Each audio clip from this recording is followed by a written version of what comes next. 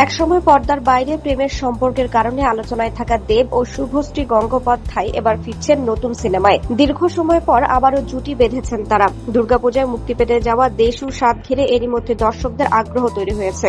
জুনে সিনেমাটির first look প্রকাশের পর এবার সামনে এসেছে নতুন পোস্টার।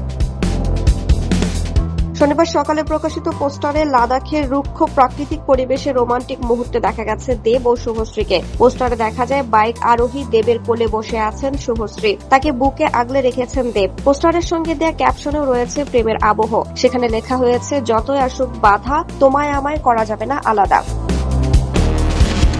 সিনেমাটির নির্মাতাদের কথা অনুযায়ী দেশু ৭ হতে যাচ্ছে রোমান্স, অ্যাকশন ও উত্তেজনায় ভরপুর একটি গল্প। লাদাখে সিনেমাটির শুটিং এর সময় ধারণ করা দৃশ্যই নতুন পোস্টারে তুলে ধরা হয়েছে। দেব ও শুভশ্রী এর আগে পরাণ যায় জলিয়ারে, রোমিও, চ্যালেঞ্জ সহ একাধিক সিনেমায় জুটি বেঁধেছেন। এবার দেশু ৭ দিয়ে দীর্ঘ সময় পর আবারও পর্দায় একসঙ্গে দেখা যাবে তাদের। সিনেমাটির আরেকটি বিশেষ দিক হলো এর মাধ্যমে পরিচালক হিসেবে অভিষেক হচ্ছে দেবের। সিনেমাটি প্রযোজনা করছে দেব এন্টারটেইনমেন্ট ভেঞ্চার্স। সহযোগী হিসেবে রয়েছে SSR সিনেমাস। চলতি বছরের দুর্গাপূজা উপলক্ষে ১৬ অক্টোবর প্রেক্ষাগৃহে মুক্তি পাওয়ার কথা রয়েছে দেশু ৭-এর।